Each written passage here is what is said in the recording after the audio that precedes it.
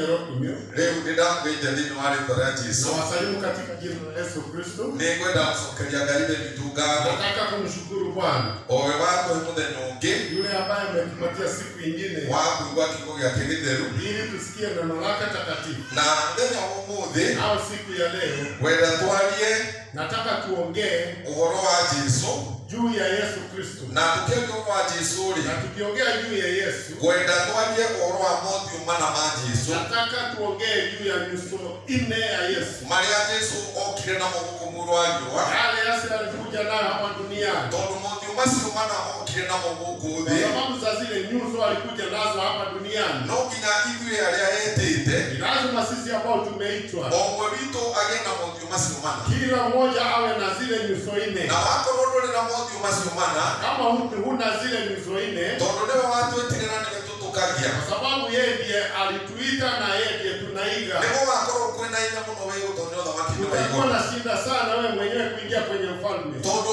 okire ekĩonereria gitũ, kwa sababu alikuja kama mfano wetu. Na maandĩko mangĩ handũ hangĩ makoiga atĩrĩ, na maandiko mbali mengine inasema ya kwamba nĩwe irigithathi rĩa andũ aingĩ, yeye ndiye yule ambao alitanguliwa kuzaliwa kwa watu wengi. Na tũrĩa twarutagwo nĩ pastor mũthenya wa Sunday, na kama vile pastor alitufundisha siku ya Sunday, motungata marĩa maheanirwo thĩinĩ wa Efeso, zile huduma tano zilipeanwa kwenye kitabu cha Efeso. ũndũ ũmwe wa motungata macio warĩ rĩrĩ, jambo moja ya vile huduma ilikuwa ni atĩ gũtũma ithuothe tũhane na Kristo Jesũ, kufanya kila mmoja afanane na Kristo Yesu, na tũgĩe na kĩũga kĩiganaine na gĩake, na tuwe na kimo kama ya Yesu Kristo. Ũguo tũkĩaria ũhoro wa ũrĩa okire na mothiũ macio mana, hivyo tukiongea vile alikuja na nyuso nne, no mũhaka na ithuĩ tũkorwo na mothiũ macio mana nĩgetha tũhananio nake. lazima nasi tuwe na nyuso nne tufanane na yeye. Na ngwenda maandĩko ma mbere tũthome thĩinĩ wa ibuku rĩa Ezekieli. Andiko ya kwanza tutasoma kwenye kitabu cha Ezekieli. Ezekieli nĩ ĩmwe,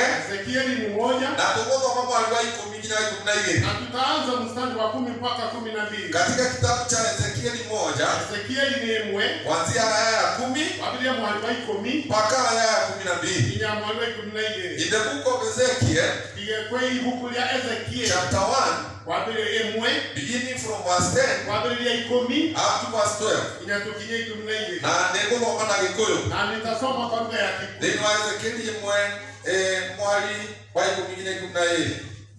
Naho ha ũhoro wa mũhianĩre wa mothiũ macio rĩ, ciarĩ na ũthiũ ta wa mũndũ, ningĩ cio inya ikagĩa na ũthiũ ta wa mũrũũthi mwena wa ũrĩo, na ningĩ cio inya ikagĩa na ũthiũ ta wa ndegwa mwena wa ũmotho, ona ningĩ cio inya ikagĩa na ũthiũ ta wa nderi.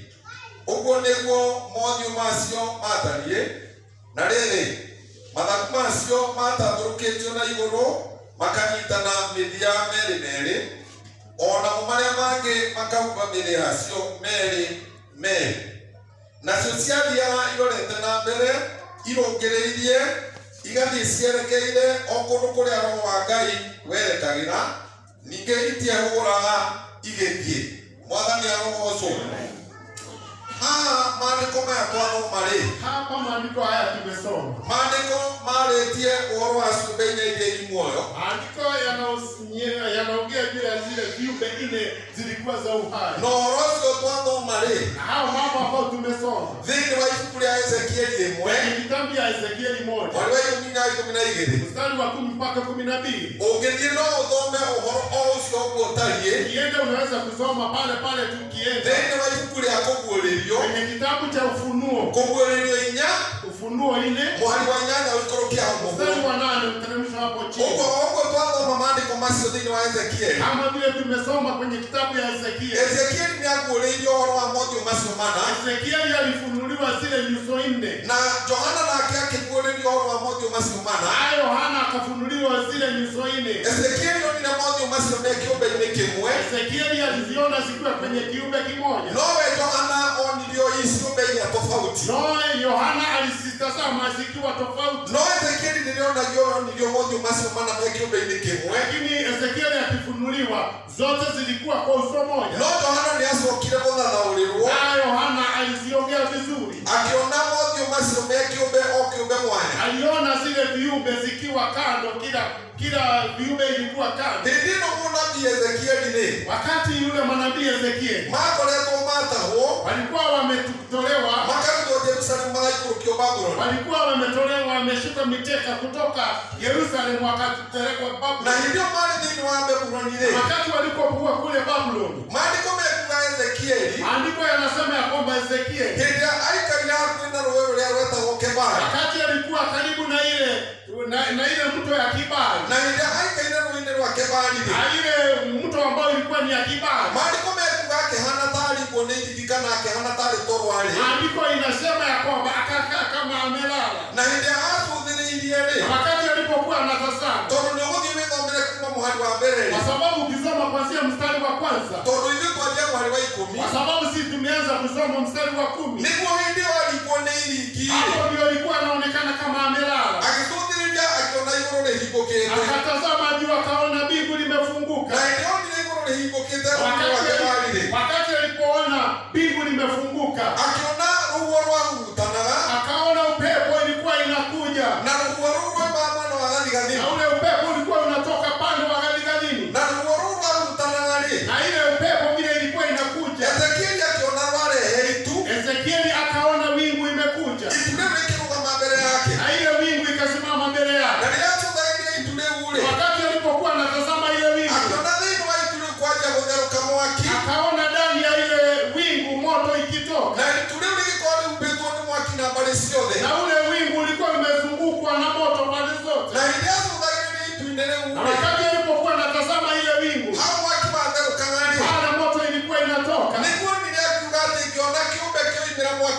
Ipoza akatazama akaona kiumbe imetoka kwenye ile moto.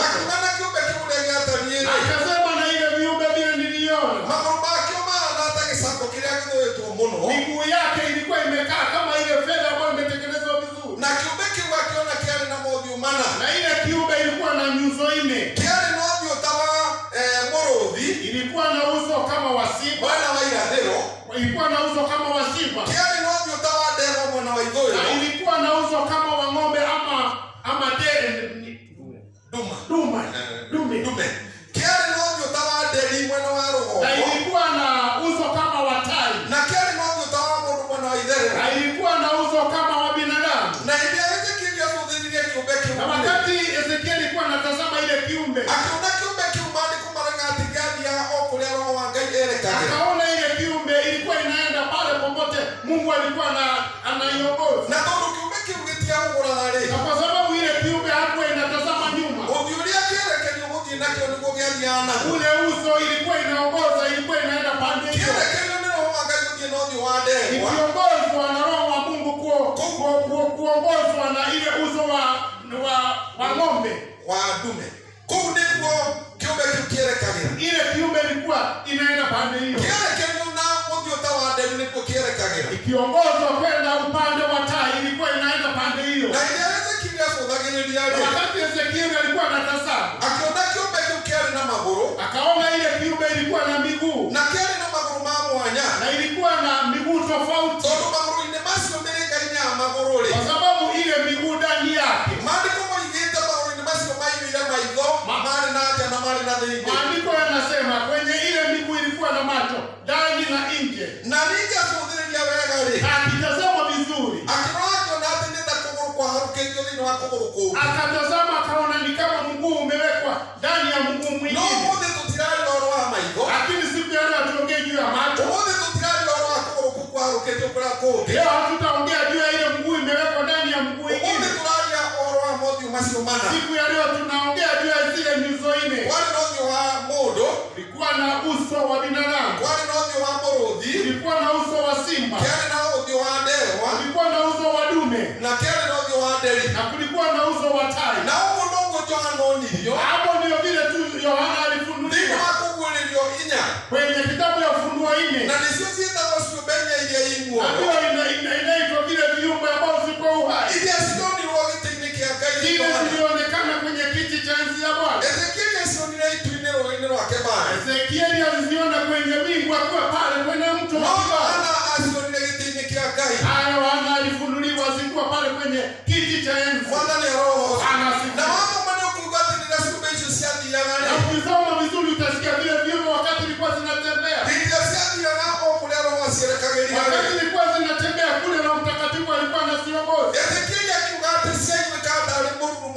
cia ita. Ezekieli alikuwa anasikia kama ni gari za vita zinaenda. Na ndivyo kile uko mwali wa. Wakati Yesu alikuja hapa duniani. Ningezo atusalie. Ndiposa akuja tutafute. Ndoke akuleta dinari. Akuja anunue kanisa lake. Yesu kile na moyo masiomana. Yesu alikuja na zile nyuso ile. Na watu muone ni Ezekieli. Na zile zilionyeshwa na Ezekieli. Nisi ubenge sita wa kerubi. Ni viumbe vile inaitwa makerubi. Na jiswayo kamuku mwali wa. Yesu akikuja hapa duniani. Ndio maandiko mekuwa kile na moyo masiomana. Kwa maandiko inasema alikuja na nyuso ile. Ageukia moyo wa modo.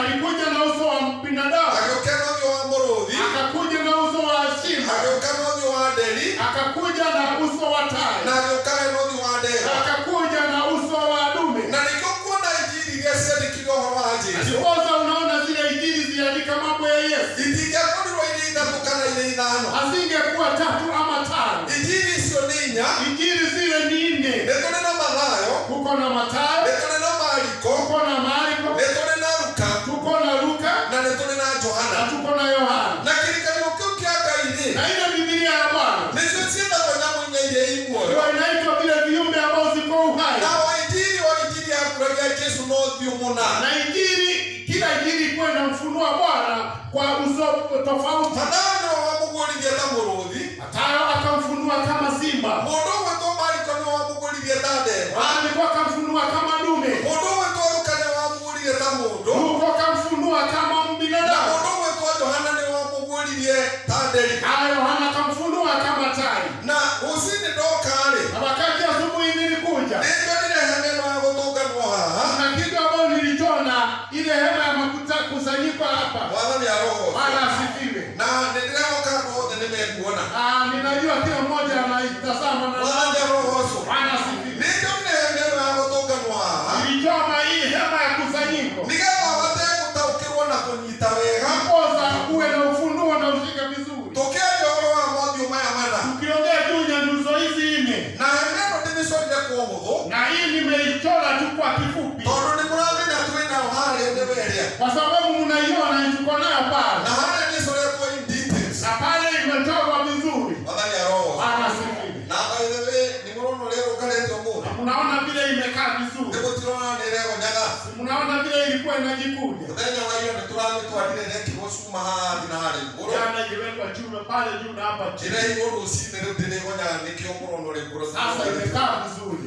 Uko hemene ya kutoka ngore. Ile hema ya kusanyiko. Nigema munyiti wa moyo maya mana. Ndiposa mshike vizuri nyuso hizi 4. Ile Israeli mali yawe roine. Wakati wana wa Israeli walikuwa wanaenda kule nyika. Hadi kia kukura kuma Misri. Baada ya kutoka kule Misri. Kumani wa itora ya Sukoth. Kutoka pale Sukoth. Kinyaenda maki nirebe roa Moabi. Mpaka wakati walifika nyika ya Moabi. Mabi tehemene ya maitare mwelemwe mirongo na lemwe. Walikuwa wanaketi kwa mara 41. Todo ikaro kia mirongo na igere. Kwa sababu pale walienda kukaa mara 42. Kiato kinege kiato dhini wa Kanani mara. Waliweka ile hema tayari wakiingia pale Kanani ndani. Na hitiria yote mapa na hema isiri. Wakati wote walikuwa wanaweka ile hema. Kaje murore. Mungu akiwa juu. Kai ona gaso dhini ya hema yede. Mungu akitazama ile hema akiwa pale juu. Kai ona kai murumi tarafa Mungu alikuwa anaona misalaba 2. na unitara gato watu wana mdalwe menya. Hapo unataka ushike vizuri usiwache. Kai muru asudini ya hema ona mdarafa Mungu akiwa juu akitazama zile hema alikuwa anaona misalaba 2. Ndio isale moko dhine. Hivi vitu vyote vilikuwa hapa ndani. Na nisuige iharia. Ndio zile ziko pale mbele. Sige tuona jira hapo tarafa. Zilikuwa zimepangwa wakati ya vile msalaba inakuwa. Hadi magorone. Kwa sababu hapa ni mbinguni. Hadi kwa kumwe na huko. Na hapa ni mkono mmoja na hapa ni mkono mwingine. Na hadi mto ine wa Na Yesu. hapa ni ile kichwa ya Yesu. Gajage sokari ya nana. Mungu arabu akawaamuru. Todo ni tarafa ni ile. Kwa sababu misalaba ni 2. Utarafa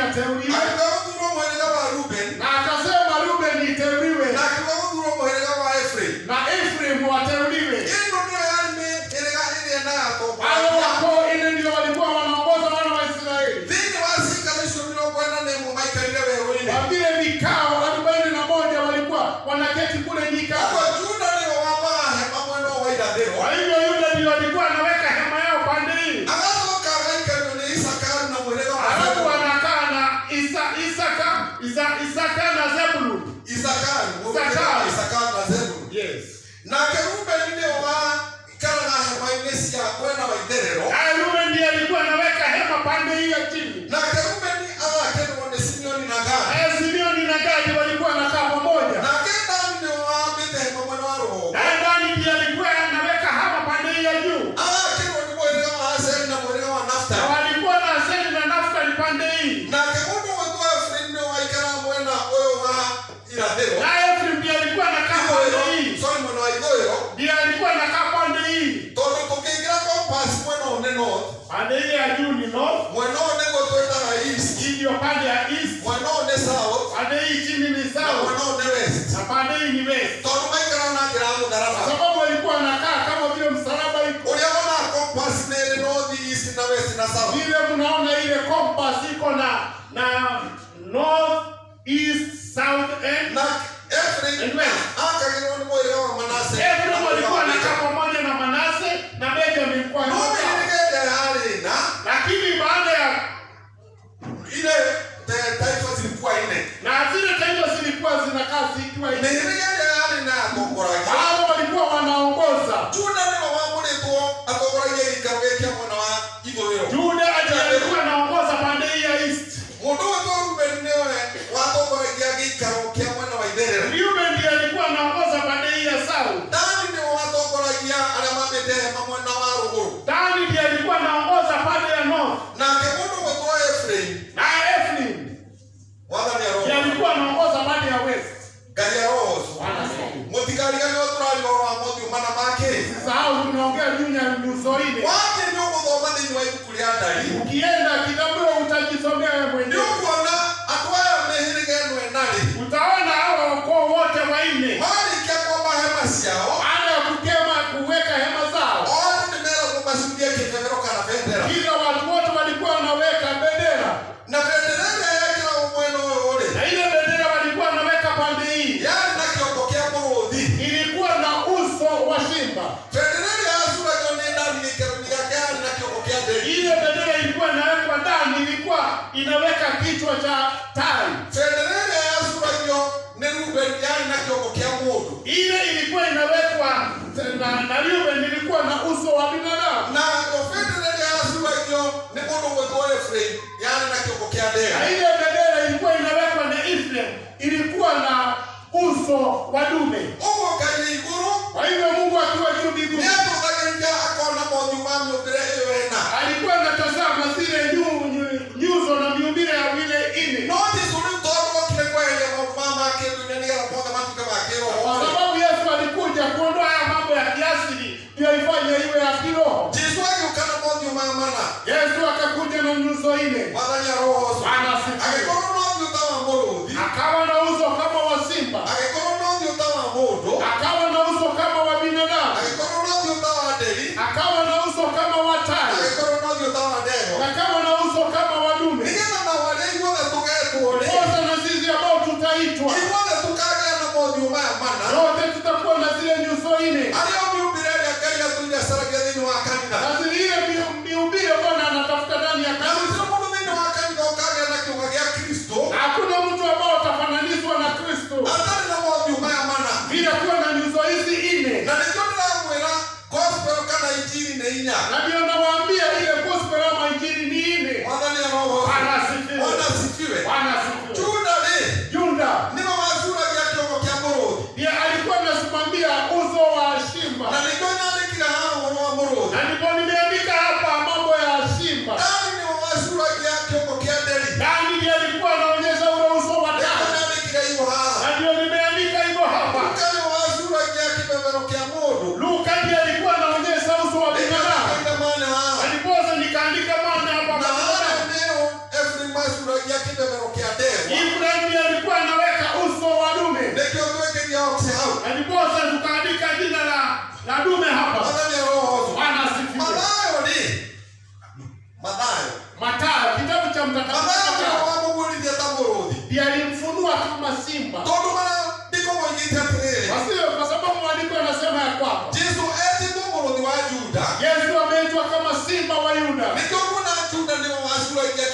mũrũthi. Ndio naona Yuda ndiye alikuwa anasimamia uso wa simba. Na ũhoro nĩ ũgũthiĩ wĩthomere thĩinĩ wa Danieli 2. Na ile kitabu ambacho tumeona utaenda ujisomee mwenyewe. Jesũ nĩkĩtĩtwo mũrũthi wa Juda. Yesu ndio unasikia anaitwa mfalme wa Yuda. Na nĩ tũkĩaria ũhoro wa Juda rĩ. Na ndiposa tukienena juu ya Yuda. Ona yeye mũthũi na tene nĩ kũrĩa wathire. Kuna wimbo tulikuwa tunaimba zamani. Mũthũi na atĩ mũrũthi wa Juda ũkakorwo. Tulikuwa tunaimba simba wa Yuda kuja ndani ya roho wa Juda ũkakorwo ndanime. Wewe kuja ndani yangu ili unibariki. Mũini ũcio akagatĩrĩrĩ. Mwimbaji yule alikuwa anasema. Wathani ũkanĩgetha akĩenda ũthiũ wa mũrũthi. Bwana anakuja ndani yangu niwe na uso kama wa simba. Juda nĩ wacuragia kĩmeng'ero kĩa mũrũthi rĩ. Na kwa sababu Yuda ndiye alikuwa anasimamisha ile bendera ya simba. Na muumbile wa ũthiũ wa mũrũthi. Ndiposa tuwe na maumbile ya simba. Nĩkĩo kuona Mathayo akĩheana njiaro cia Jesũ. Ndiposa unasikia Mathayo akinena ukoo yote ya Yesu. Jesũ njiaro ciake Mathayo anjĩrĩire Ibrahimu. Mathayo alianza kwa Abraham. Akiuga Ibrahimu agĩciara Isaka. Akasema Abraham akamzaa Isaka. Isaka agĩciara Jakubu. Isaka akamzaa Yakobo. Akĩmatara akĩmarehe ũguo nginya Jesũ. Akamahesabu akawaleta mpaka pale Yesu alisema. Mathayo akĩheana njiaro ndanjĩrĩirie Adamu. Mathayo hakuanza pale kwa Adamu. No anjĩrĩirie Ibrahimu. Alianza juu ya Ibrahim. No gĩtũmi nĩ kĩ? Unajua sababu nini? Tondũ mũrũthi rĩ. Kwa sababu simba. Nĩrĩkwo thĩinĩ wa Thimo 30 mweri wa 30. Kitabu cha Methali 30 kuanzia mstari wa 30. Ngai aroho. Bwana asifiwe. Ucio nĩ Suleimani woigire ũguo. Ni Suleimani alinena vile. Akiuga mũrũthi rĩ. Akasema simba. Atĩ nĩguo karaũ kwĩ nyamũ ciothe cia gĩthaka. Ndio na uwezo wa kuzinda mnyama wote ambao uko kule nyika. Atĩ na gũtirĩ nyamũ ona ĩmwe ũngĩthengera. Na hakuna mnyama yote ambao unaweza kushinda simba. Bwana asifiwe. Suleimani thĩinĩ wa Thimo 30 rĩ. Kwenye kitabu Suleimani akasema. Akiuga atĩrĩrĩ. Akasema ya kwamba mũrũthi nĩguo karaũ. Simba ndio iko na uwezo. Wa nyamũ ciothe thĩinĩ wa gĩthaka. Na ndio inaongoza wanyama wote kule nyika. Gũtirĩ nyamũ ona ĩmwe ũngĩthengera. Na hakuna mnyama yote ambao unaweza kushinda simba. Mwathani aroho. Bwana asifiwe. Ũguo mũmbĩre wa ũthiũ wa mũrũthi. Maumbile ya uso wa simba. Waragia ũhoro wa mũndũ wa Ngai kũgĩa na ũkaraũ na kũgĩa na ũcamba. Inaongea juu ya mtu wa Mungu kuwa na ujasiri ndani ya Yesu. Kimo na kimo gĩgakwenyenyia thĩinĩ wa njĩra Na ĩyo. usije ukakutwa na kitu yote ambayo inaweza kukuondoa kwa Na hiyo. nĩkĩo Jesũ maandĩko moigĩte atĩ agĩũka gũkũ etirwo njamba ĩrĩ ũrũme. Andiko ndio inasema Yesu wakati alikuja hapa duniani alikuwa na ujasiri. Mwathani aroho. Bwana asifiwe. Tũrĩ hamwe. Tuko pamoja. Etirwo njamba ĩrĩ ũrũme. Anaitwa ni mtu mfano ambao ako na ushindi. Na akerwo atĩ nĩonanirie ũmĩrĩru. Na ikasema ya kwamba ameonyesha vile alikuwa shujaa. Ũguo hĩndĩ ĩrĩa tũraria ũhoro wa Juda. Na hivyo tukiongea juu ya Yuda. Na hĩndĩ ĩrĩa tũraria ũhoro wa ũthiũ wa mũrũthi. Na tukiongea uso wa simba. Tũraria ũhoro wa ũrũme na ũcamba ũrĩa Jesũ okire naguo. Tunaongea vile Yesu alikuja akiwa na ujasiri. Na nĩkĩo na arĩa metĩtwo thĩinĩ wa kanitha. Kwanza na wale ambao wameitwa ndani ya kanisa. Arĩa mekũgĩa na ũthiũ wa mũrũthi. Wale ambao watakuwa na uso wa simba. Na arĩa megũtũkia Jesũ. Na wale ambao watafananishwa na Yesu. Nĩo megũkorwo na ũcamba thĩinĩ wa Ngai. Watu watakuwa na ujasiri ndani ya Mungu. Mwathani aroho. Anasifiwe. Nĩkĩo mũini wa rwĩmbo aroiga atĩrĩrĩ. Kwanza mwimbaji wa wimbo anasema ya kwamba atĩ niĩ ndiendaga gũtwarana na iguoya. mimi sitaki kupelekana na wale ambao wako na roho. Nĩ mwendaga niĩ ndiendaga. Kama nyinyi mnapenda mimi sipendi. Tondũ arĩa othe mena ũthiũ wa mũrũthi. Kwa sababu wale wote ambao uko na uso wa simba. Moyo wangu ũrĩmio nĩ Mathayo.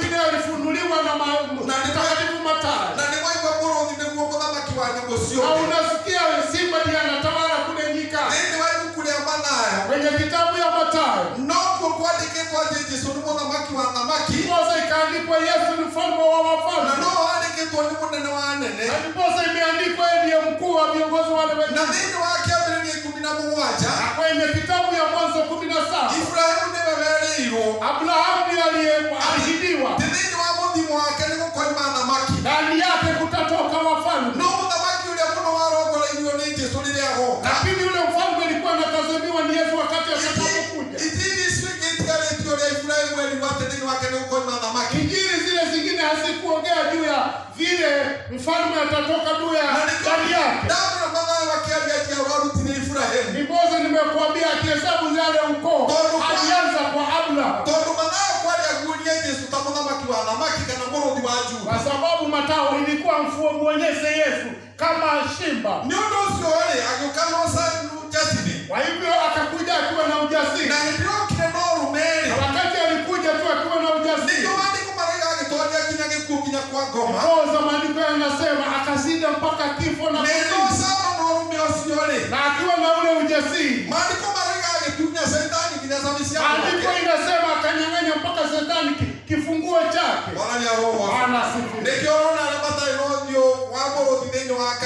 Kwanza unaona wale ambao hawako na uso wa simba ndani ya kanisa,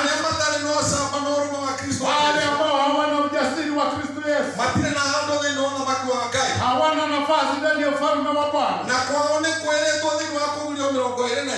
Ufunuo 22 hapo kule nje, wale ambao wanaabudu sanamu ndio wamekaa na wale ambao ni wachawi na watakuwa kule nje, na wale ambao wako na uoga.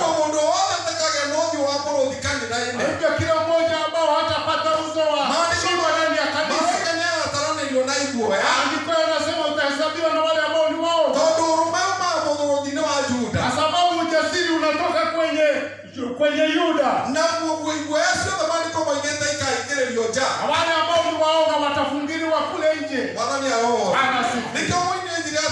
Kwanza mwimbaji akasema ya kwamba umereru wako inainya waro enecho inosia mara isiagutoria umereru wako kuwa na mjasiri ndani ya roho na kuwa na uwezo wa Roho Mtakatifu.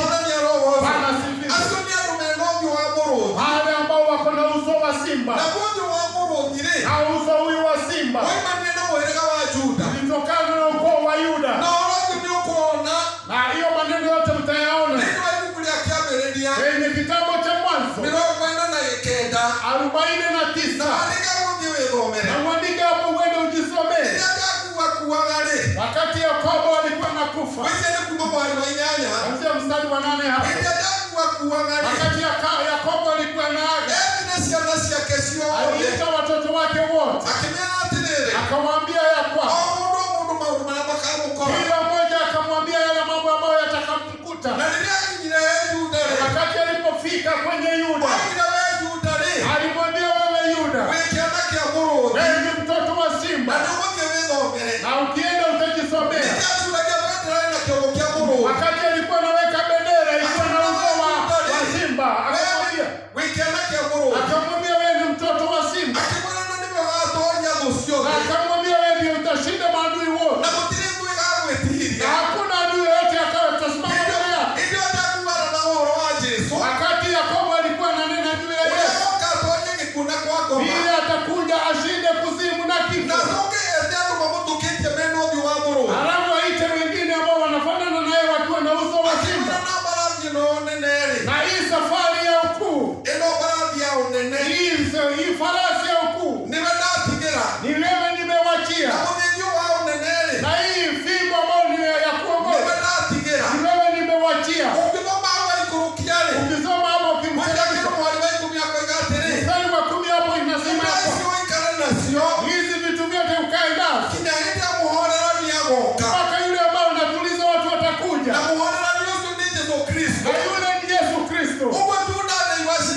Kwa hivyo Yuda alipatiwa shike akiwa kama mtoto wa simba, nipoza ishike juu ya Yesu, nipoza Yesu akija azisuke, halafu akiita kanisa kazi atupatie. Hakuna mtu anaweza kuwa na uoga ndani ya kanisa, hata kama ni nini ama kivu. Hakuna mtu anastahili kuogopa kama uko na uso wa simba. Roho Mtakatifu akanena akasema ni Roho wa Yehova ilimkuta Yakobo wakati alikuwa anakaribia kuwa. Na hiyo kifungo ingine inasema ya kwamba alibariki watoto wake wote na mambo yote ambayo aliongozwa na Roho. Ukienda kifungo ya 3 inasema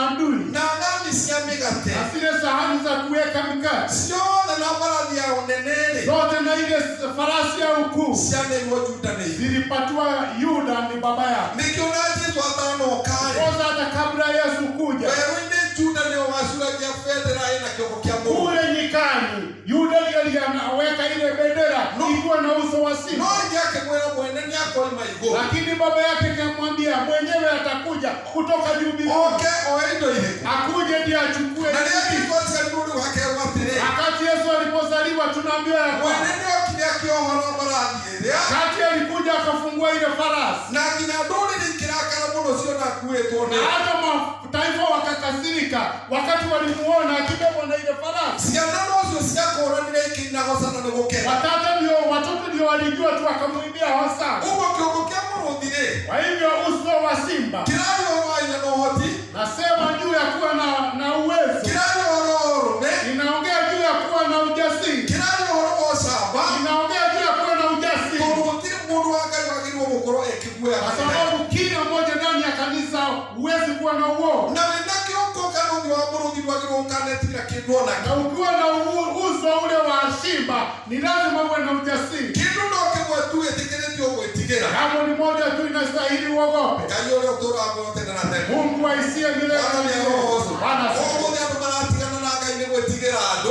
Duniani watu wanawachana na Bwana kwa kuogopa watu. Ngai rĩaku nĩ nja ya itũũra. Na uweze utakuwa umewekwa kule nje. No ũragĩa na guoya ũguo nĩ tondũ wa gũkorwo ndũrĩ na kĩongo kĩa mũrũthi. Lakini unakuwa na uoga maana una uso wa simba. No rĩrĩa ũrĩagĩa na ũthiũ wa mũrũthi, Wakati utakuwa na uso wa simba. tondũ Jesũ nĩokire na agĩgũtigĩra ũthiũ ũcio-rĩ, Sababu alikuja na akakuailetia ule uso. ũkũgĩa ũrũme ta Paulo, Utakuwa na ujasiri kama Paulo. tondũ marĩko maigĩte thĩinĩ wa ibuku rĩa Atũmwo. Kwa sababu kwenye kitabu cha mitume Paulo Paulo akinya alisema, thĩinĩ wa itũũra rĩa Kaisaria, wakati Paulo alifika kule Kaisaria, hĩndĩ ĩrĩa acokaga Jerusalemu, wakati alikuwa anarudi Yerusalemu, na agĩciria tonye mũciĩ kwa mũhunjia ũrĩa wetagwo Filipu, akaingia kwa yule mhubiri alikuwa anaitwa Filipo, nĩgetha ageithanie kuo. ndiposa awasalimie. Me gĩthomo-inĩ gũgĩũka mũnabii wetagwo Agabo. Wakati walikuwa wanasoma kukawa manabii ambaye alikuwa anaitwa Agabo. Mũnabii ũcio wetagwo Agabo-rĩ, Na yule manabii alikuwa anaitwa Agabo. akĩoya mũcibi wa Paulo, Akawaya mtubii yule ilikuwa ni ya Paulo. akĩona akĩhotana naguo, Akajifunga. akiuga Roho Mũtheru akuuga atĩrĩ, Akasema Roho Mtakatifu anasema, mwene mũcibi ũyũ ũguo ndeoha-rĩ, "Enye msibi ambao nimejifunga. akinya Jerusalemu noguo agekwo. Akifika Yerusalemu atafanyiwa vile vile. Nĩakohwo nĩ Ayahudi na nĩakainarirwo." Atafungwa na Wayahudi na atasubuliwa." Na maandĩko mekuga atĩrĩ, Maandiko yanasema ya kwamba arĩa marĩ gĩthomo-inĩ kĩu kũu wale walikuwa kusanyika kwenye ile kusanyiko, makĩrĩa maithori maingĩ mũno, walikuwa wanalia machozi sana na magĩthaitha Paulo mũno, na makamsihi Paulo sana, makĩmwĩra ndagakĩre Kaisaria acokera ndathiĩ Jerusalemu. wakamwambia arudie pale asiende Yerusalemu. No Paulo tondũ arĩ na ũthiũ wa mũrũthi-rĩ, Lakini Paulo kwa sababu alikuwa na uso wa na simba, Paulo tondũ arĩ njamba na arĩ na na ũrũme-rĩ, Paulo alikuwa na ujasiri, maandĩko mekuga atĩrĩrĩ, maandiko yanasema ya kwamba Mwathani arohocwo, Bwana asifiwe. akĩmera ariũ ithe witũ, Akamwambia wadugu na wadamu, mũkũnjakithia hinya mũno ũndũ wa kĩ? siwezi kosa nguvu kwa vile mnaongea, Gũtirĩ hĩndĩ Roho Mũtheru kwa atanyonagia sababu kila wakati Roho Mtakatifu atĩ ananionyesha ũhoro wa mbaara na kuohwo mambo ya vita na kufungwa na kũnyariirwo nĩcio citetereire nĩ ũndũ na wa Mwathani. kusumbuliwa ndio zinanigoja juu ya Bwana, Na ndaigana gũtĩra gũthiĩ Jerusalemu. na hakukata safari yake kwenda Korwo Yerusalemu. Paulo ndarĩ na ũthiũ wa mũrũthi, Kama Paulo hakuwa na uso wa simba, korwo ndarĩ na ũmũmbĩre wa ũcamba, kama hangekuwa na ujasiri, Paulo nĩangĩacokeire Kaisaria Paulo angerudia pale na Kaisaria ndangĩakinyire Jerusalemu. na angefika kule Yerusalemu. Ũthiũ wa mũrũthi-rĩ, Uso wa simba nĩguo Mathayo wagũrithie Jesũ naguo. ndio Mathayo kamfunua Yesu Tondũ naye, mũrũthi nĩguo Karao, kwa sababu simba ndio inakuwa na uwezo wa nyamũ ciothe thĩinĩ wa gĩthaka. wenye wanyama wote ndani ya nyika. Mwathani arohocwo. Bwana asifiwe. Bwana asifiwe. Bwana asifiwe Na sana. nĩkĩo kuona mũndũ ũgwĩtwo Samson. Ndipo unaona yule mzee alikuwa anaitwa Samson. Ithe mũtikwa hĩndĩ Samson nĩoragire kĩana kĩa mũrũthi. Mnasikia Samsoni kuna wakati aliua mtoto wa simba. Noraga mũrũthi-rĩ, Na lakini baada ya kuua ile simba, rĩrĩa mathire magĩcokera hau na nyina na ithe-rĩ, wakati walienda na wakarudia pale wakiwa na wazazi wao, akiuga atĩ akerore gĩthaka-inĩ akarore kĩimba kĩa mũrũthi nĩkĩĩ gĩekire andũ. akasema ingie pale atazame ile simba aliua ilifanyika. No maandĩko mekuga atĩrĩ, Lakini maandiko yanasema ya kwamba atĩ nĩathire agĩkora kĩimba kĩu nĩ ũũkĩ. wakati alikuta unakuta ile shiba ilikuwa imejaa asali. Todo Yesu alikia kukuale. Kwa sababu baada ya Yesu kuwa baada ya kufa kwake, unazo ndivyo kwa imile sama ndani wake. hapo nyuma ndio kulikuwa utamu ndani na kumana na kiibali yake huo mmoja. Na kutokana na maiti yake siku ya leo, niko tunajua sababu wake huko tunasikia utamu wa hili leo. Ndio ukiona watu ni Samson umetekea na ile kiamoro. Ile asali Samson alipata kwenye ile mtoto alikuwa ameuawa wasi. Bwana ya roho. Ile mtoto ikati. Sasa tutafanya. Bwana asifiwe. Sasa tutafanya. Ati aona kama rodi. Anaua simba. Akitoka kura akibara kura ni huko. Baada ya kutazama ile maiti anakuta ni asali. Yaani ni sanamu ya Roho Yesu okuwa. Ni mfano wa Yesu kufa kwake. Ningenda kumana na neno wake kumeweka wote wale watu kile. Kwa kutokana na kifo chake ule uzuri tuupate kutoka na kumesa mambo ikimuno umanite na ukua. Na kuwe na utamu mzuri kutokana na kifo chake. None todo nyari rodi wa morodi. Lakini sababu alikuwa na uso wa simba. Bwana ya roho. Na nikio kuna morodi ndio nige tuko. Ndiposa unaona simba imefunikwa na nywele. Kituko ndio sababu yano ya dhobe ya dhamaki. Ile nywele ni kama ile taji ya ufalme. Na msione ingine kainige tesho nige tuko. Na wanyama wote wakiwa kule nyikani wakiona ile nywele ya ile simba. Inajua ya kwamba mfalme wa wanyama wote ameingia. Na mundu ule watu ndio habari kwa inano oeritora ile ngerazi watu raberera ile. Mariko 5 yule mzee alikuwa anaketi kwenye makaburi. Kituko kiundikia tu ndio Yesu mamalika ukagege. Alitazama ile manyoya Yesu alikuwa nayo. Na wakati alikuwa anatembea pale. Na ona kituko kiundoje swali ndio wa morodi. Na ukitazama ile manyoya ambao alikuwa na uso kama simba. Kwa mundu usikaje kuina na kioreka wote kutunalia. Alikuwa inasema akaanza kutetemeka akamuuliza, umekuja kutuangamiza kabla ya wakati wetu? Unaona Yesu anataka imeshwa na kituko kia morodi sio raha. Vile unaona wanyama wote wakitazama ile nywele ya simba zinatoroka. Yesu akija itura ya gerazi. Wakati Yesu alipofika kwenye ile jiji la Gerasi, zile pepo zilikuwa ndani zake. Zikaona ukuu wa yule. Wajeni tuwe na uso kama wa simba. Kwanza maadui wote wakikutazama. Kwa sababu tukijivaa Yesu Kristo, adau wetu atakuwa wakituona. Hali wakituzama wanaona uso wa simba. Hazitauliza kwa sababu umekuja kutumaliza. Na haziwezi kusimama mbele yetu. Ni kwa sababu wakuwa na ujasiri. Bwana asifiwe. Malaika wake Mungu ni hata morodi. Matao akamfungua kama simba. Wao walikuwa wanaweka ile bendera ya kichwa ya simba. Na ndiyo ukoo wa Yuda. Sisi tumepatiwa sahani ya mikate. Tupatie mataifa mkate wa uzima. Kama vile Yuda alipatiwa. Tumepatiwa uwezo wa kushinda maadui. Tumepatiwa ile fimbo ya uongozi. Na ile fimbo tulipatiwa kwenye Ufunuo 12. Yule kijana ambao alizaliwa na yule mama. Yule alikuwa amekanyaga mwezi na kujimalisha jua. Na yule mtoto alikuwa amegojewa na yule mjama mmeja. Ana ya kuzaliwa Yohana alimtazama akajua ili tuwe tunaongoza mataifa. Tunaongoza magonjwa yote. Tuwe tuna shinda maadui wote. Bwana asifiwe. Kwa sababu tuko na uwezo na uso wa simba. Mtu wa Mungu sio wa kuogopa. Mtu wa Mungu hawezi anaenda na unakuta kwa sababu tuko na mfalme wa falme. Sisi tunakaa pale. Unakuta mtu anajificha pale na wale ambao hamjui Bwana. Unasikia kama wako na ujasiri kushinda sisi. Lakini ukiwa na uso wa shiba. Bwana asifiwe. Sisi ni ametoa uwezo wa kushinda maadui wote. Na nikuru atwalithia gikuna kwako mari. Kama alishinda kuzimu na akashinda kifo. Na Paulo akirandwa kanitha wa Korintho. Paulo akaambia wana wa Korintho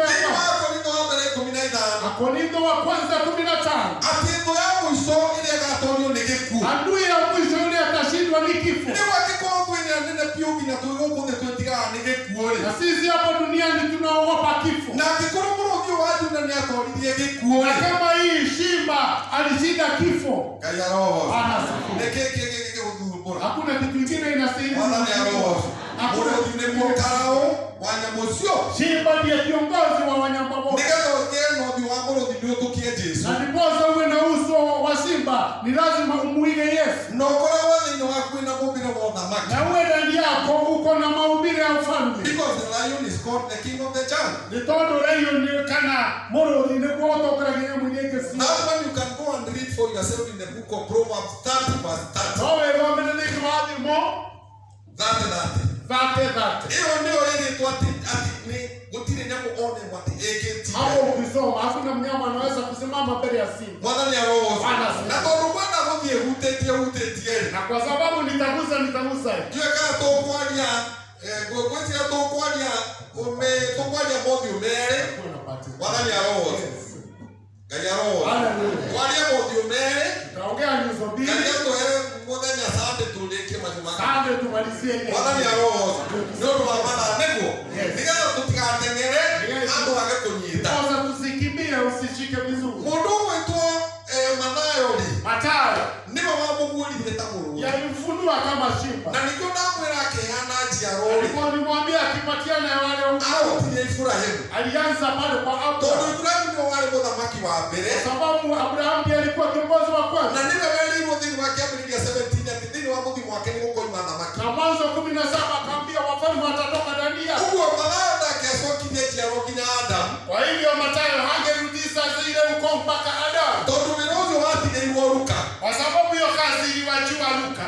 Luka ndio wabuli ni Yesu ndio utawa mundu. Luka ndiye alimfundua Yesu kama uso wa binadamu. Mama ya roho. Anasifiwa. Luka ndio wabuli ni Yesu ndio utawa mundu. Luka mtakatifu ndiye alifundua Yesu kama na uso wa binadamu. Na ndio waroga magana mundu wetu Ruben ni washuragia fedha na kiongo kia mundu. Na Ruben ndiye aliyekuwa anaweka ile bendera ikiwa na uso wa binadamu. Na leo kama kile walikuwa ile kama Simeoni na Wagadi. Walikuwa wanacheza pamoja na Simeoni na Gadi. Na ndio Luka ndio wabulaga Yesu ndio wa mundu. Na ukitazama Luka maana ndiye alimfunua kama binadamu. Luka asokete jiaro kina Adam. Luka amerudisha zile ukoo zake mpaka kwa Adam. Na wote wao wamelaiki shoina. Utaenda ukisomea zile injili. Mundu wetu Luka asokete jiaro kina Adam akiwa Adam wale wale wa Luka alisirudisha mpaka pale Adamu alianzia. Todo Adam ndio wale mundu wa mbere. Sababu Adamu ndiye alikuwa mtu wa kwanza. Na Yesu ndio kinagio kina ndio utawa mundu. Na Yesu angekuja na uso kama wa binadamu. Na kiona nageta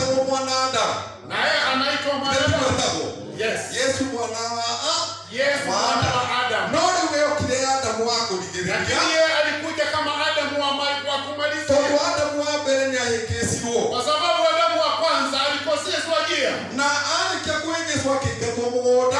Baada ya kufukuzwa kwenye ile bustani. Na ndio tuati Yesu kile asokia mugoda kule kwa ruto. Ndipo tunasema Yesu alikuja ili aturudishe kwenye bustani. Ukikuta Adamu wa mbere atuikire mundu we muoyo. Adamu wa kwanza alikuwa ni binadamu ako na uhai. No Adamu wake alikuwa ni roho wa gwekana na moyo. Adamu wa pili ni Adamu wa kutia watu moyo. Na leo ningeze tunaongea ngio kile na mobile wa uthi wa mundu. Yesu ni lazima angefunuliwa kwa na uso wa binadamu. Todo koro kile ndio wa roho to mundu wetu hana mugule tutingia moigwi. Kwa sababu kama angekuja na uso wa roho hatukamsikia. Kile na mobile wa mundu alikuja na maumbile ya binadamu. Anasifiwa. Obwadie kwa Lazaro ni aleraga. Kwa sababu akienda kwa kina Lazaro alikuwa analia. Bwana ni roho. Anasifiwa. Adie ni ahotaga. Yeye mwenyewe alikuwa anasikia njaa. Ole tuhotaga. Kama vile tunasikia njaa. Ni alera ole tuleraga. Analia kama vile tunalia. Kwa ole tuigua. Alikuwa anasikia uchungu kama sisi. Ni kama unajua tuminya tiri. Posa nasi tujue ya kwamba. Ni aga tuita ndo. Wakati atakapotuita kama binadamu. Na tukiwa ndani yake. Hata sisi tutashinda kama vile alivyo. Bwana ni roho. Na ndio wao wala kanisa wa Filipi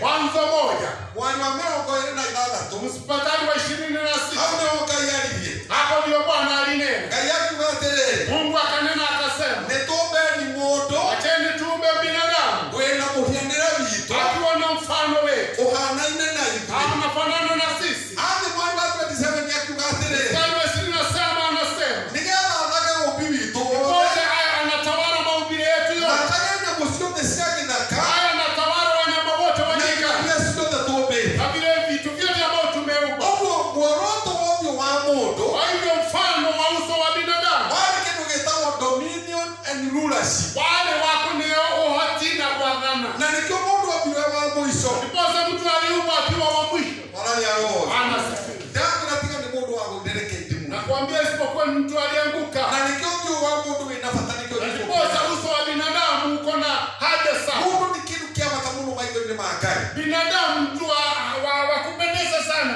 mbele za Bwana. Nginya Daudi akiuria thĩinĩ wa Thaburi atĩrĩ, Hata Daudi kwenye kitabu cha Kaĩ Mithali mũndũ karĩki, kwani binadamu ni nani tondũ mwĩkĩrĩire ũgira ambao mũbaraka, unakama na yeye na vile, tiga nĩ mũndũ wathũkirie mũbango wa Ngai. isipokuwa ni binadamu haribu mpango wa Mungu. Na rĩu ũthiũ wa mũndũ Jesũ okire naguo okire nĩgetha rĩu acokie onda, Na uso wa binadamu Yesu alikuja nao nĩgetha rĩu tũheo ũthiũ wa mũndũ wa kerĩ, ndiposa upatiwe uso wa binadamu twehererio ũthiũ wa mũndũ ũrĩa wa tene, ili uondolewe uso wa yule mtu wa kwanza, tuheo ũthiũ wa mũndũ ũrĩa mwega, upatiwe uso wa mtu ambao ndiye ũrĩa ũthiaga kĩarũagio nĩ ũndũ wa Kristo Jesũ, yule ambaye anaenda kama anafananishwa na Yesu. ũcio onaga na muonera wake Jesũ, Huyo anaona kama vile Yesu anaona. ũcio aiguaga na mũiguĩre wake Huyo Jesũ, anasikia kama vile Yesu anasikia. ũcio aragia na mwarĩria wake Huyo Jesũ, huongea kama vile Yesu anaongea. ona mwĩkĩre wa maũndũ. Na vile anatenda mambo yake. Ngai aroho Ngai akiuma mũndũ ũyũ wa mũico, Mungu akamtengeneza mtu, akaumba mtu na wa mwisho. akoiga atĩ amũmbire ahanaine Na na alisema alimuumba akifanana naye, nĩgetha atabarane na thamakĩre indo ciothe iria ndiposa awe anatawala kila kitu hapa duniani. Mwathani aroho. Bwana asifiwe. Na nĩwona mũndũ akiumbwo, Na unajua binadamu wakati Yesu mũndũ alikuwa ombirwo anaumba, nginya ena appetite ya kũrĩaga, Alimuumba indo akwa- iria arĩaga ũrĩ nĩciarĩo. alimuumba mpaka alikuwa na appetite ya kukula. Mwathani aroho. Bwana Nĩkĩo asifiwe. rĩu warĩa icungwa rĩrĩ na cama mũno. Ndiposa unasikia Tondũ icungwa- machungwa unasikia iko na utamu. Icungwa rĩrĩ rĩarĩ rĩũmbe Kwa sababu machungwa tayari ilikuwa na imewekwa. rĩgekĩrwo cama, Na ilikuwa imewekwa utamu. Ngai agĩcoka agĩkũma na agĩgwĩkĩra Ngai Haya Mungu akakupatia ile kusikia utamu. no mũndũ rĩu nĩacenjirie onda, Lakini Mungu akabadilisha ile mpango wa Mungu. indo ciria ciombirwo rĩu nĩcio ciendaga Mungu. Zile vitu ambavyo Mungu aliumba ndio inatawala binadamu. Mwathani aroho.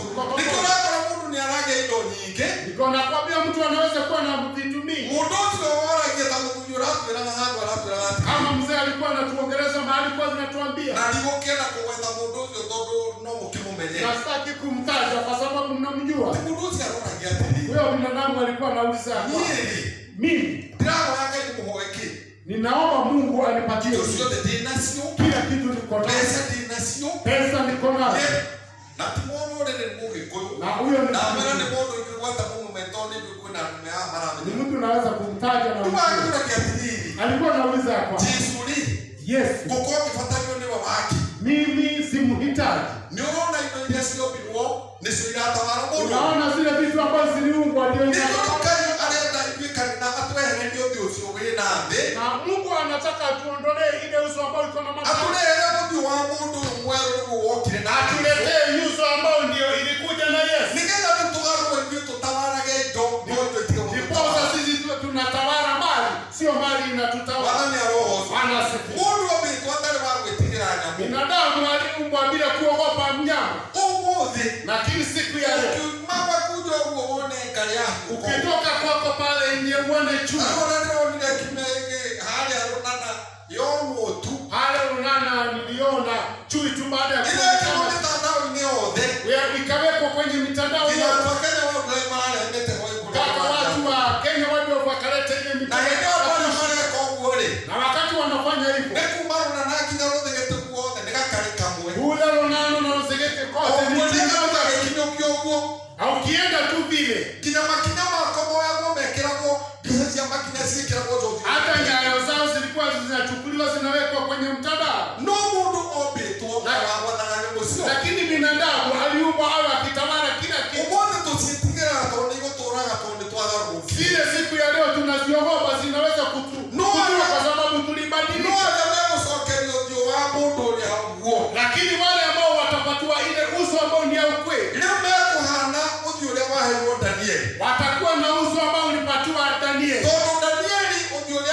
naguo. Kwa sababu ule uso Danieli alikuwa nao.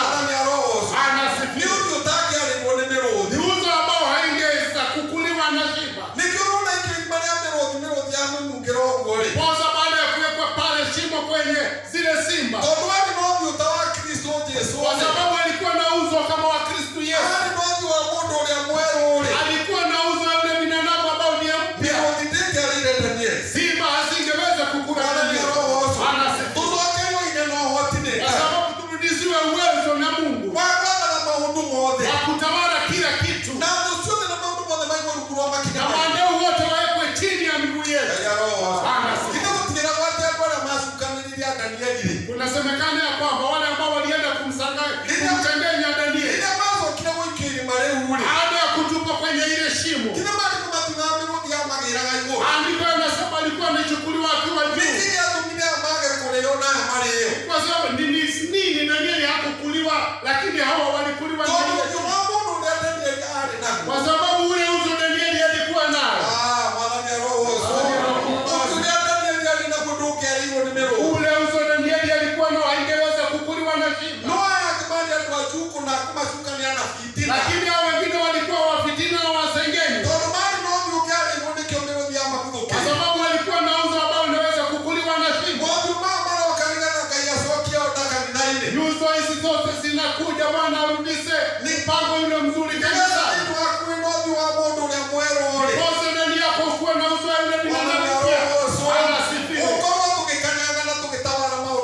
Utakuwa ukitawala kila kitu hapa duniani. Anasifiwa.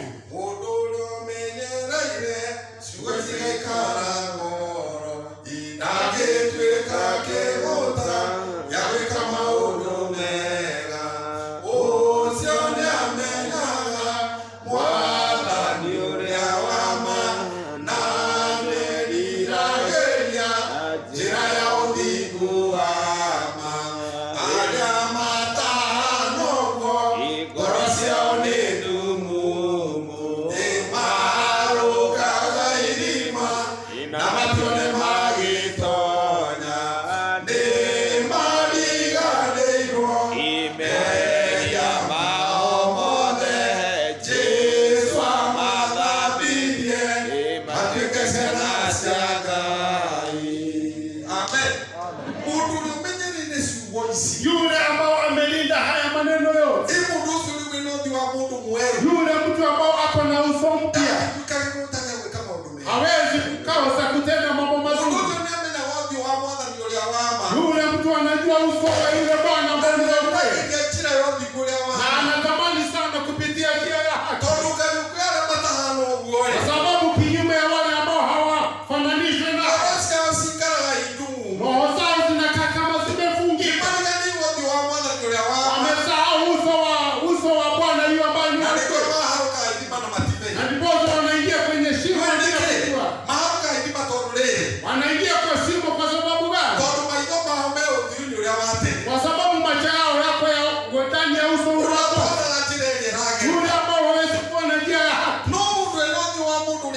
Lakini mtu akiwa na uso wa binadamu mpya, anasifiwe. Mtu akiwa kwenye uso wa yule mtu ambao ni mpya, ule uso unapatiwa macho mapya. Anasifiwe. Na hiyo ndio ilipatiwa Paulo kule kwa akina Anania. Sababu yale macho yalitoka nayo Yerusalemu. Yale ambao alisoma barua ya kwenda kuchukua wale ambao ni wateule. Anasifiwa. Alikuwa amesoma na macho. Na alikuwa anajua nimepatiwa ruhusa niende nichukue wale watu. Na huwezi jua hata ile barua haijulikani ni wapi. Sababu Paulo aliyetoka alinyang'anywa yale macho. Akawekelewa mikono na yule Anania. Zile vikingi vilikuwa ndani ya macho yako zote zikatoka. Zile ambazo zilikuwa ndani yake zikatoka. Akapatiwa macho mapya. Wale wakavu walikuwa wanaenda kuwachukua waende wakauawe. Akaanza kuwapikia akiwaita madugu. Salimieni na zile salamu ambazo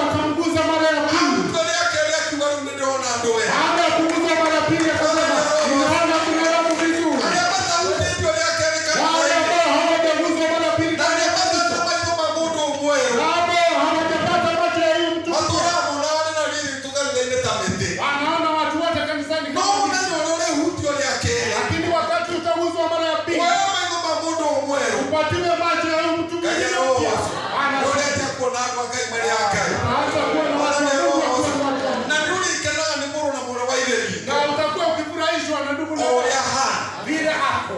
Akorwo muthaino uthi wa tene. Wale ambao wanatumia uso wa zamani. Ndio matura matianagira maudhi kanitha. Ndio unaona wanaweka watu kwa class tofauti tofauti. Wabara mundu to ni mutongu kanitha-ini kana aroka na mitoka nyanya ya kwa wega. Unakuta mtu kwa sababu ni tajiri kanisani na anakuja na magari. Uwekora reki ni mundu gukira mundu uri ungi utari. Unakauta anakuonekana ni mtu wa kuheshimika. Wala ni roho. No ni twaka ndio ninja kuthini wa maandiko. Lakini Yakobo alituambia ndani ya maandiko. Takuwa tulilia tere. Yakobo alituambia ndani ya maandiko. Wadugu na wadau. Yakobo B. Hao wametikia mwana ni Yesu le. Badala ya mambo ya kusikia ama kumwamini Yesu Kristo. Nitutikaya kumwetikia tukitiana kama maodhi. Sije tunaweka watu tofauti kwa klasi tofauti. Ati amuko kanika yuko kama ndo umetewe hale. Sababu ndani ya kanisa letu kukiuja mtu ambaye amevaa ati anapo ukao ikale haha wera. Anaambiwa kuja ukae hapa kwa kuheshimika. Ati no mtu gani ukao umetewe uru. Lakini mtu akiingia bila kumna mavazi. Ati anapo wewe ikale hale gatumwe. Anaambiwa aende kae pale mwisho. Noto ndipo ndio nini tamakani. Na hiyo ndio ile shida ambayo imemaliza kanisa. Wao kutiana maodhi. Watu wa kuwekwa kwenye klasi ile klasi. Lakini nani ya Mungu? Anasifiwe. Watumia na mokoro wao ndio tunaditwa neno wala. Alitoa kitu kidogo. Aliazimika bwana Yesu. Kulikuwa na matajiri wengi ndani ya kanisa. Na walikuwa wametoa hela nyingi zikiwa. Mtu alikuwa anatoa kibeti. Alikuwa anafungua na tazama watu kama wanaangalia. Akichagua zile pesa ataleka. Lakini ni mama alienda kama ananyenyekea. Akatoa zile hela mbili. Yesu akasema huyo ndiye ametoa mbili. Hiyo ndiyo mpango ambao Kristo kanisa hili anataka. Kwa sababu sasa kanisa ni ya kutii wengine na wengine wanadharau. Kwa sababu mtu ameokoka hapo na kuna degree 5. Yule mtu anainuliwa anafanywa ni mtu. Ile dada yetu ambayo imekuwa kanisani kwa lakini watu wakiondolewa uso yule mtu wa zamani. Ambaye na uso ambayo imesimamiwa na Reuben. Yule alifunuliwa Yesu na Luka. Kwa sababu Luka ndiye alirudisha huko mpaka Adamu. Adamu ndiye alikuwa mtu wa kwanza. Watu wote wataonekana kama ni sawa. Na ndani ya Mungu hakuna kuweka wa kuheshimiwa na wa kudharauliwa. Yule ambao unafikiria anaweza kuingia, labda hataingia. Yule anaonekana mtu wa kudharauliwa. Nikitamaziza ndio mauzo nyingine mbili tutaongea sana. Reuben mwenyewe. Reuben ndiye alikuwa anaweka ile bendera ilikuwa na uso wa binadamu. Na Reuben alikuwa ni kijana wa Yakobo. Hata yule alikuwa ni kijana wa Yakobo. Na Dani alikuwa ni kijana wa Yakobo. Lakini tukifika hapa kuna kitu tutanena. Kwa sababu hawa wote Efraim, Manase na hata Benjamin walikuwa ni wamezaliwa na Yusufu. Na Yusufu alikuwa ni kijana wa Yakobo. Tukifika hapa tutajua sababu nini. Lakini Reuben tunaongea. Wakati Reuben alipozaliwa, mama yake alisema nimefurahi ndani ya roho yangu. Kwa sababu nimezaa mtoto wa kijana. Kwa hivyo Reuben ni kusema ni mtoto wa kijana. Yuda ni kusema ni kurudisha shukrani. Mama yake baba ya kumzaa alisema nitasema shukrani. Yaani ni kukata sheria vizuri na tutaongea. Ni kusema ni kuongezeka ukiwa ndani ya njia. Reuben. Na Simeoni Simeoni yule walikuwa nakaa pamoja na. Simeoni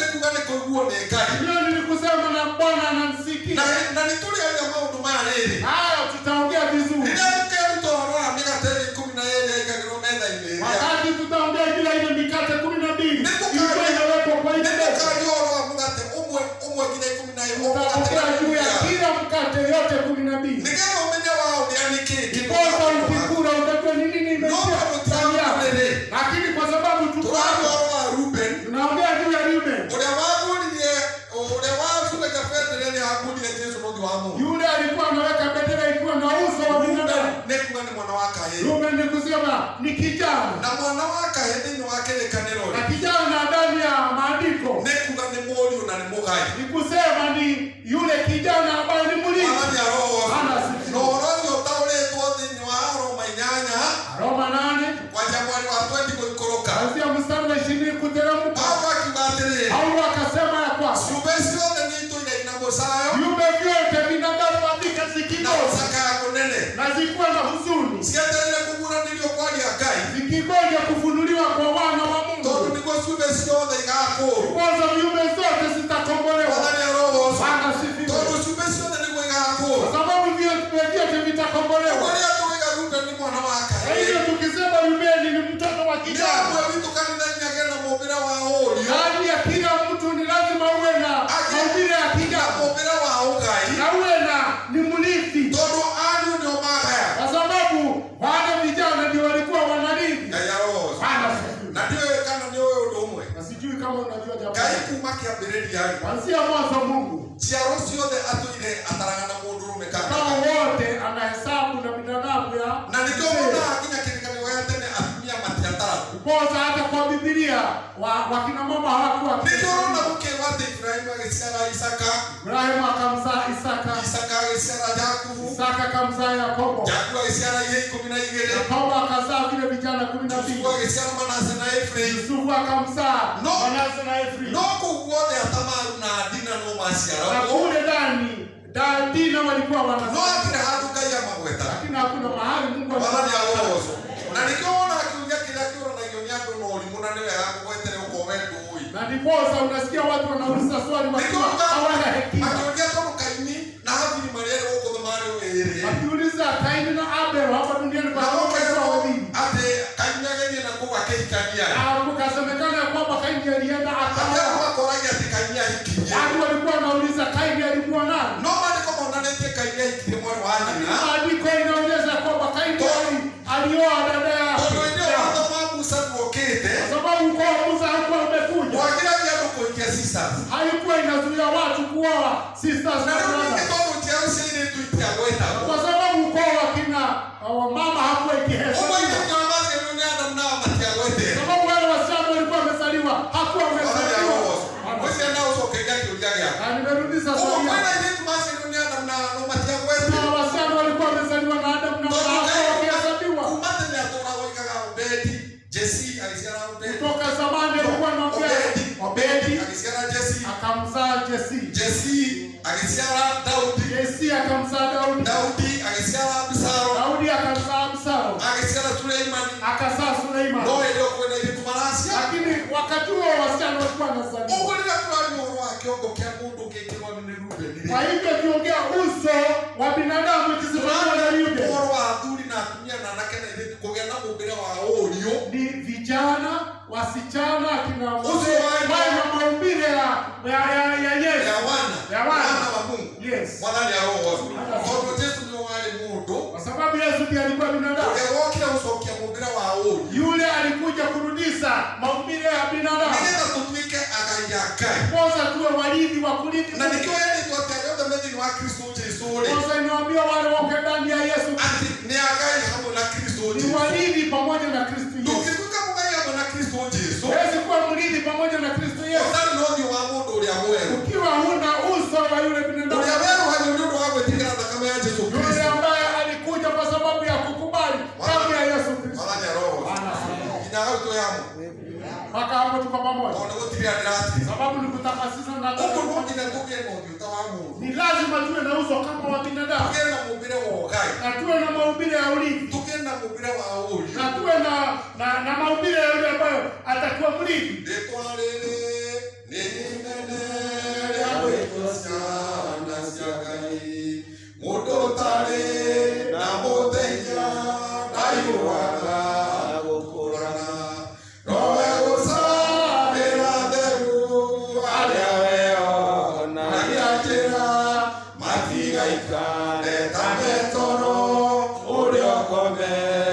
Tenore amwatwi Omatawa makomore kagirande amwatwi wagamaki akomeza makagira aye dugata isi momenyage odugato yolina mwene uriomenyaga utibetie noriomenyaga wihadite uthio wa munduri. Kwa hivyo uso wa binadamu, mundu ni kiumbe kia uki, mtu ni maumbile ya kuwa na hekima. Ni mundu otamukura na uru na we, mtu anaweza kutofautisha maovu na mazuri, na mundu ndahana nyamu, na mtu hawezi kufananishwa na ndio Bwana na nidhemi uko thini wa kanitha Ngai aracaria. Kwa hivyo ndani ya kanisa Mungu anatafuta watu. Twanya uthio wa mundu, ukiwa na uso wa binadamu, ni tulihota gukura na uru na we, tutakuwa tukitofautisha uovu na mambo mazuri, na tuli ndugathi uwine, na uwezi ukaingia kwenye uovu. Uthio wa mundu ni hotithia mundu kumenya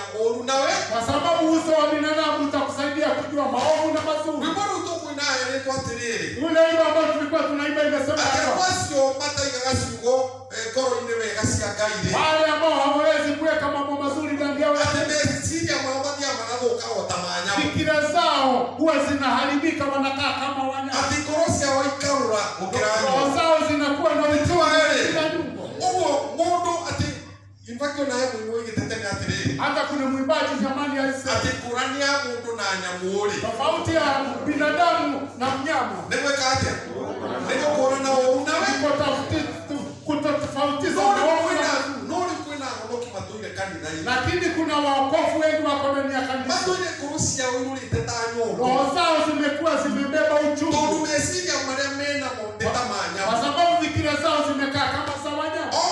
Kanitha-ini ni marathioma, leo wako ndani ya kanisa na wanaongea na mundu mati maragia nuthu wa mundu mweru, na kwa sababu hajakuwa na uso wa huyu binadamu, meciria mao ni ta ma nyamu, fikira zao zinafikiri kama wanyama, na tinie ndiroiga ni maandiko, sio mimi ninasema, ni maandiko. tondu injili ya marua ma Yohana injili atiriri, kwa sababu kwenye maandiko ya Yohana, maandiko yanasema ati mundu uthuire muru wa ithe, mtu ambao anamchukia ndugu yake, mundu ucio no ta muragani, huyo mtu amekaa kama na muuaji. ndina mbere kuga ati utiri muragani uthuire guo, Akaendelea akasema yule ambaye anaua hawezi kuwa na uovu. weno twire weno thi wa mundu, Naweza kutuambia uko na uso wa binadamu, na no ukona tha ici tumwikaranitie nake mutitumuka, na labda yule ambao mmekaa pamoja huwezi kuwa na maandiko marauga korwo muthuire-ri, maandiko yanasema kama unamchukia, wewe muragani, yaani wewe ni muuaji. Mwathani aroho Anasema Bwana asifiwe.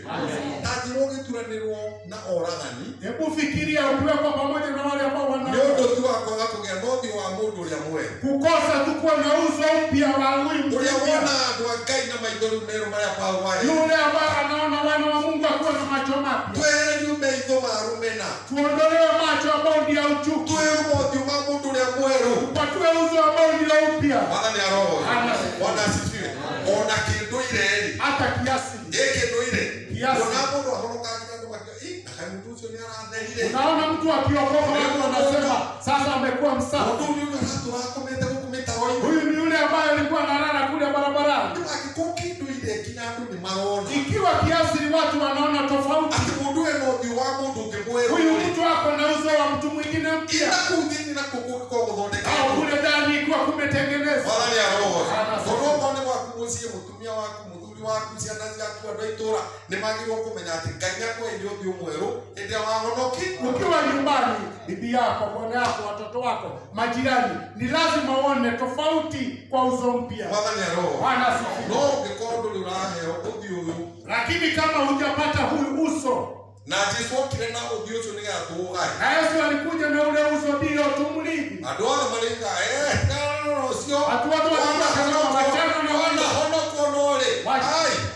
kano Watu wakoka lakini huyo wachana na ũcio huyo. tigana na tiga Wachana na huyo. akoke ũnoko nĩgĩo ũcio-rĩ, Kama kuokoka ni yule, reke ndĩnyikarĩre wacheni mimi nikae. Mwathani aroho Bwana reke asifiwe. ngatũngania ngũkũ a ngoma, Wacheni mimi ninaenda tu kama ni mecirĩtie atĩ Thaitani nĩagateithia ũthũ. wakifikiria kule watu watakuwa wakisaidiana kuweka kundi. Point yakwa yuma rĩrĩ, Pointi yangu iko hapa. ũmũthĩ twaria ũhoro wa mothiũ Siku merĩ, ya leo tumeongea nyuso mbili. Ngai enda kiumia twaheo time, Mungu akitupatia nafasi sana, tukaria ũhoro wa mothiũ wa nderi tutaongea juu ya uso wa tano, ũrĩa wagũririo nĩ Johana, yule ambaye ilifunuliwa na Yohana.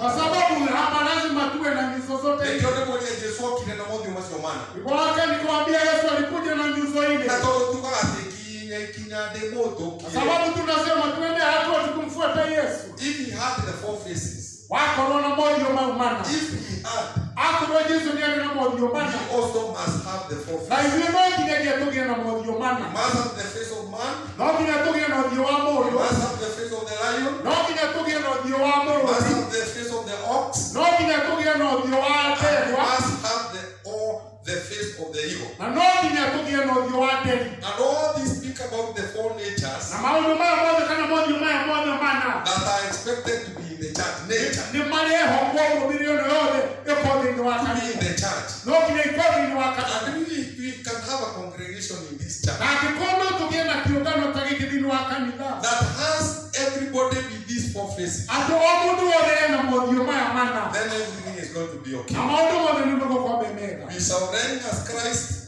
Ndio kama tukipita Yesu. We shall reign. Wandanatake. Ndio kwa tukitawala Yesu. Just like the lion reigns in the wilderness. Watolia murodi wana na kule kidhaka. We shall have the wisdom of man. Ndio korona uge wa mundu. Just as man was given dominion over everything. Watolia mundu ahe wana ni wagoza ndio sio deni wana. And we shall speak about the other two faces on that. Ndio aliona moyo ya magene sana. Mwana roho. Ogo omodo eli. Kwa hivyo kila mtu atamani. Hawa iwa wabe wa mazimasho mere. Wale ambao umesikia uchukue nyujo hizo mbili. Na uwe unafanya kazi na. Todo ni miubire. Kwa sababu ni mahubiri. Mwana roho. Na ile itomura adime.